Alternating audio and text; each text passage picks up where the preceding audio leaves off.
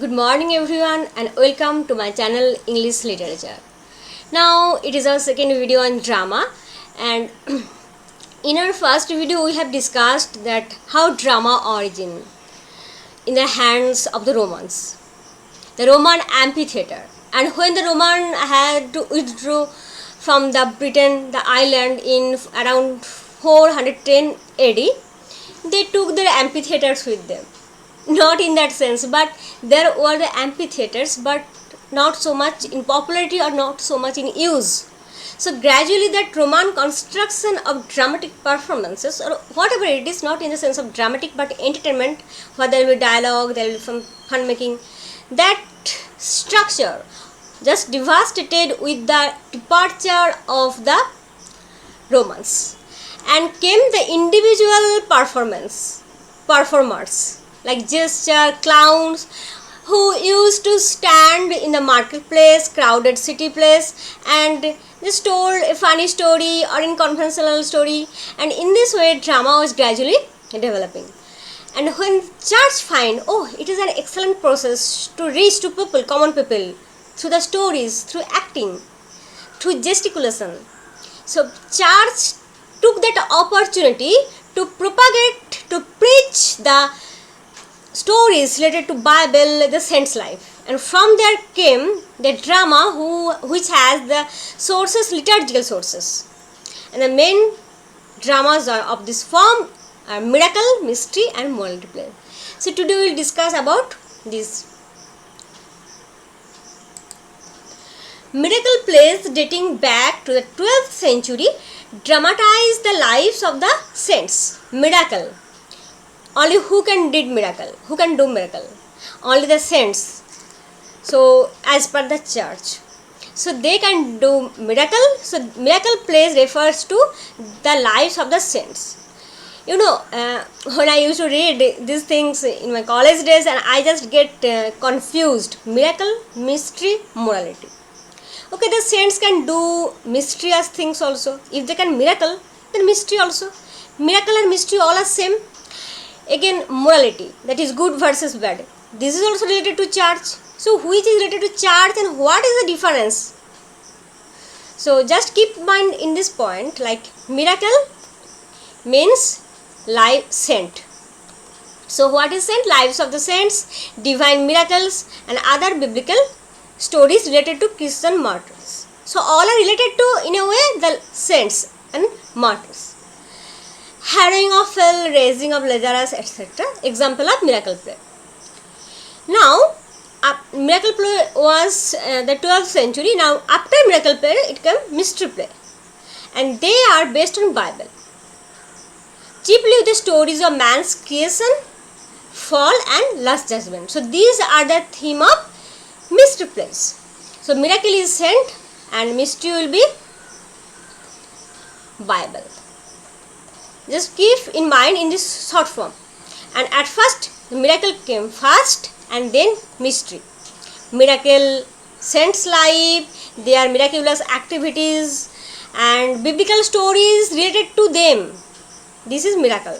And mystery came later in late 13th century, and they were based on Bible, and chiefly the stories of man's creation, fall, and last judgment. Okay.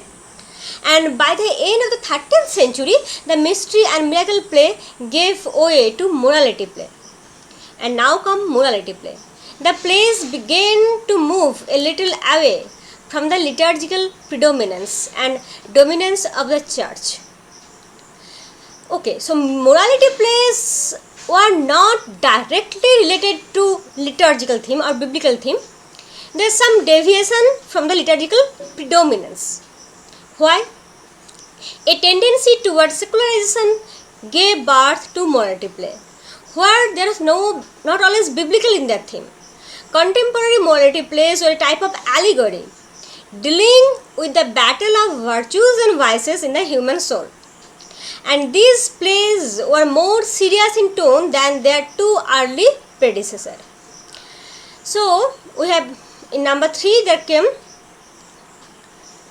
morality, and you find it is quite secular in comparison to the other miracle and mystery. Why? It also treats the good and bad. Good versus bad was what is morality, what we call as conventional good, conventional goodness.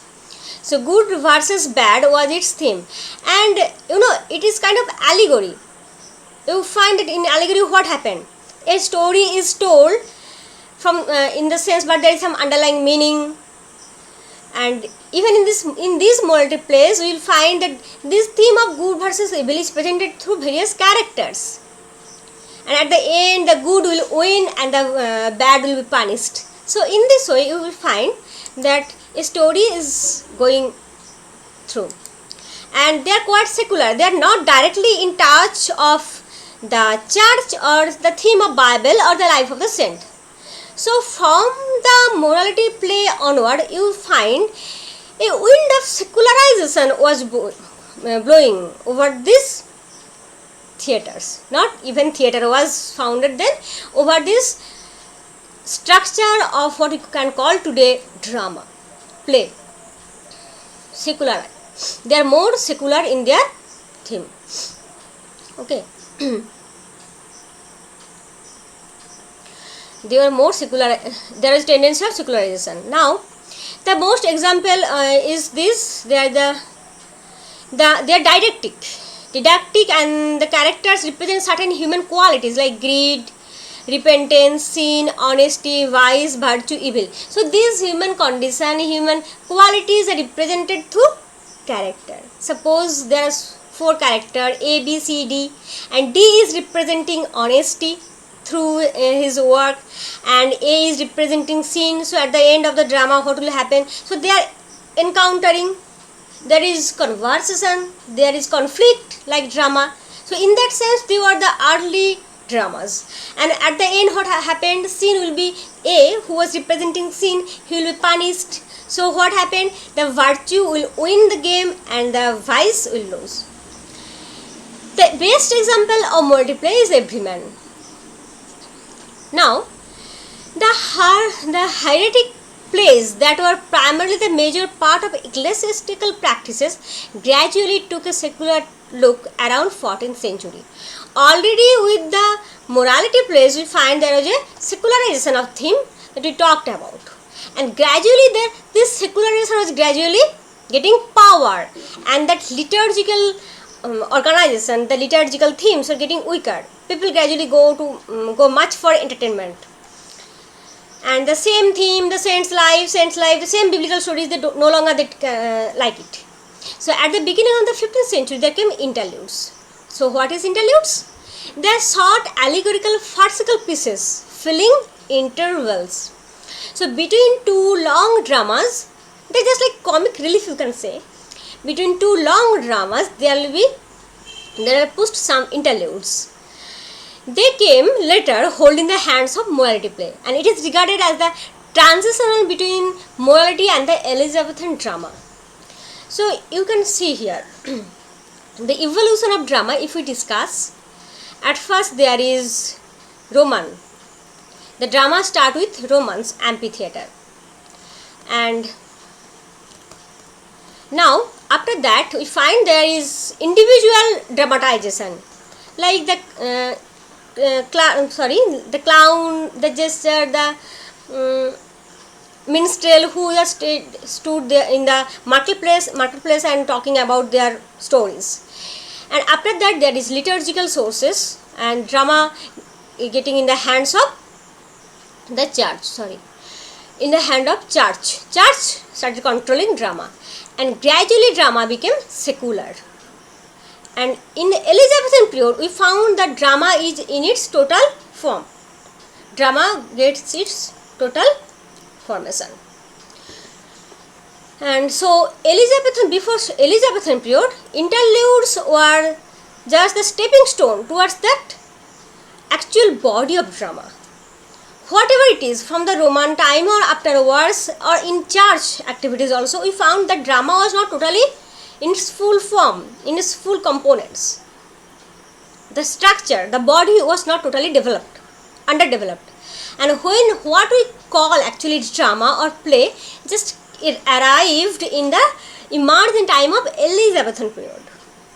the so-called dramatist, the university wits, Shakespeare.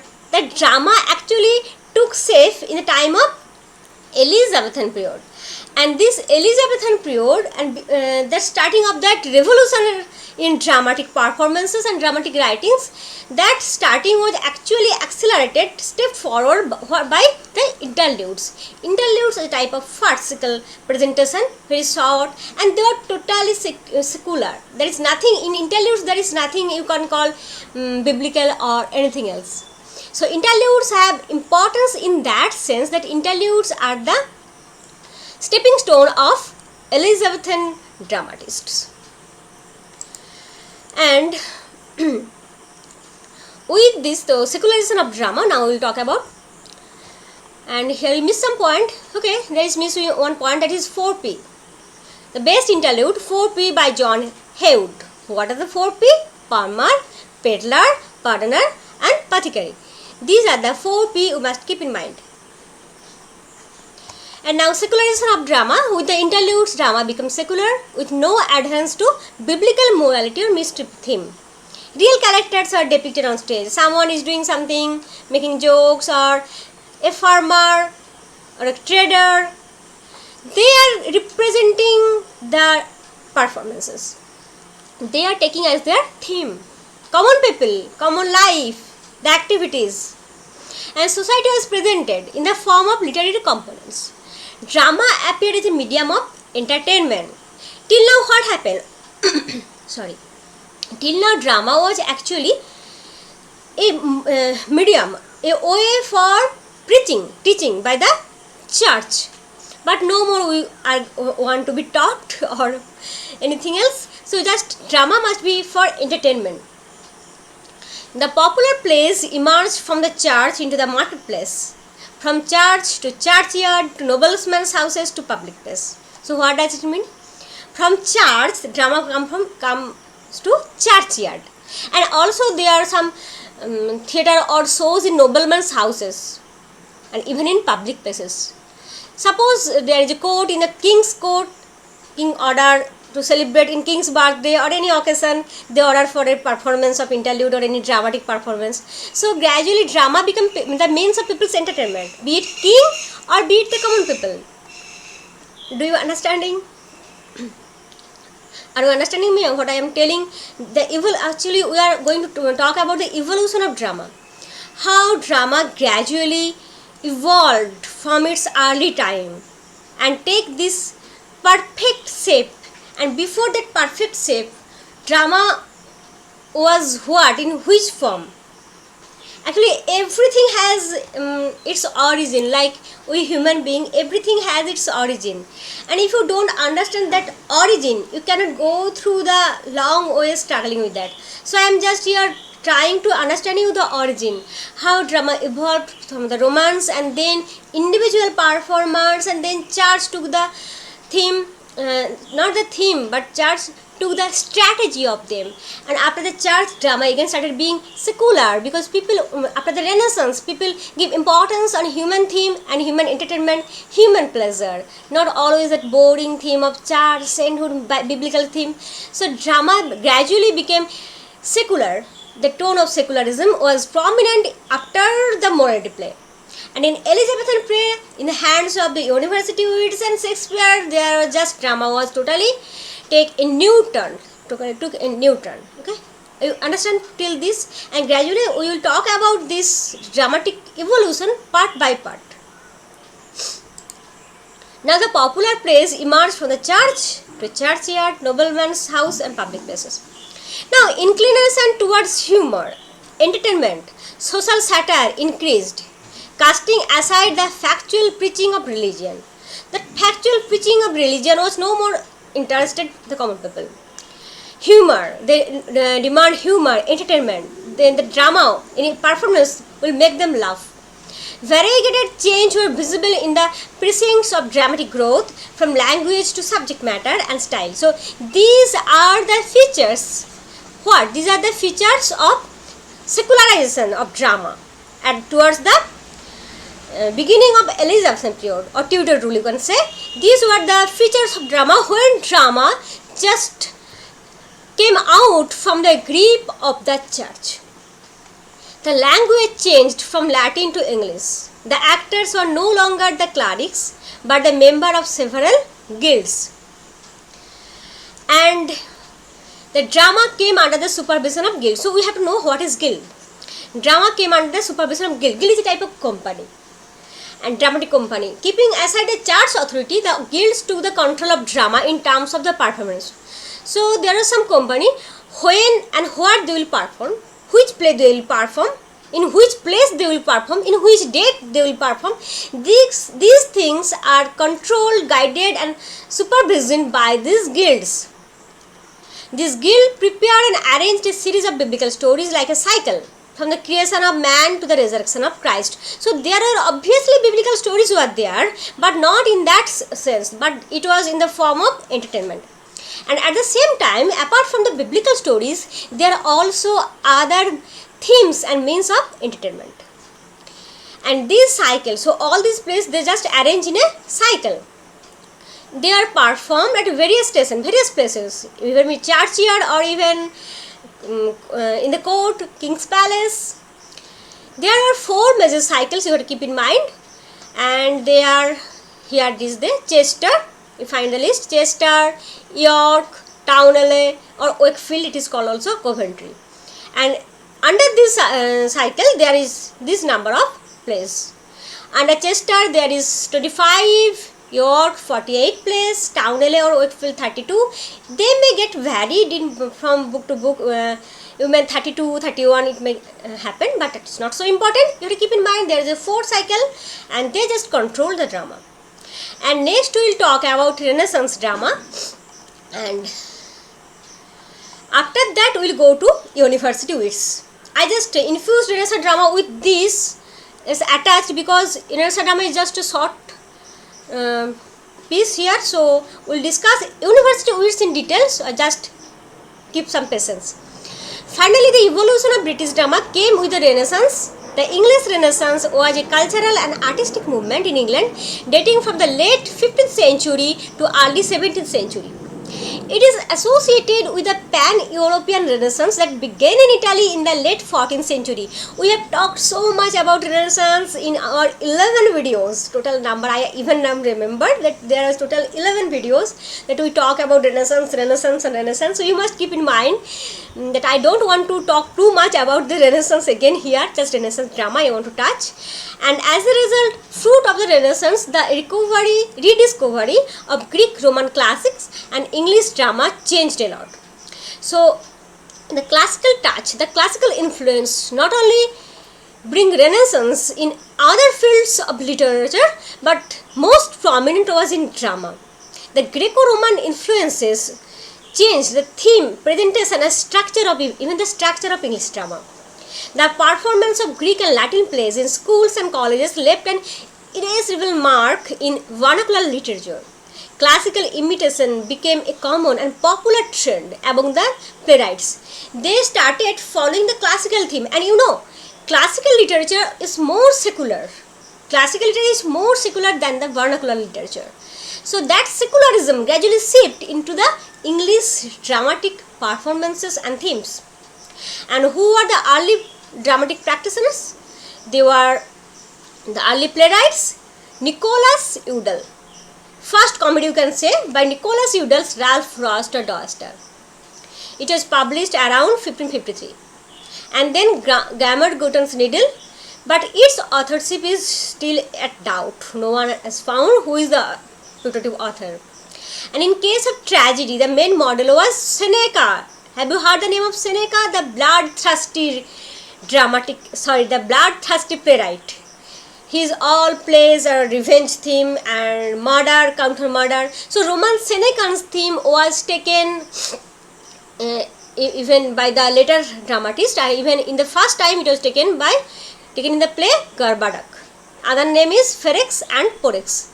It was modeled on Seneca's style and it was written by Thomas Norton and Thomas Sackville. They both combinedly wrote that drama in 1561. So you have to keep in mind this thing, that first comedy was written by Nicholas Udall, most probably, and that's name is Ralph Roster Duster. Again, there was another comedy, Gammer Gutton's Needle, but that authorship we don't know. And next, in Senecan model, there was the Gorboduc or Felix or Codex by Thomas Norton. And you know, it was first play to use blank verse. What is blank verse? I have talked about pre-verse, blank verse. I make a video and send you what is blank verse. I am painting the line, but they are not blank in that sense. But they does not follow any particular particular rhyme. You can here use your own creativity. There is so much scope. Not like sonnet, you have a perfect frame. You have to write in 14 lines in this meter. But in blank verse, you have so much scope. And later you will find that Christopher Marlowe will use that blank verse in his dramas. And with this particular endeavors, English drama begins to assume proper shape. They are the just stepping stone. They are the construction. The base is building, and now the building will be just take form with the university wits and Shakespeare. And in the Elizabethan period, we will find the full-fledged flourishment of drama. Okay. So with that, today we will stop this video, and next day we will talk about the university wits. And I think that in case of Shakespeare, I have to talk much and you have to hear much and take note, because Shakespeare had wrote so many dramas, and we must just note down some points regarding every drama. At least most important drama, the character list and the theme, we must note down. So it will take a long time. And before that, just prepare this evolution of drama point wise through these videos. Okay, thank you.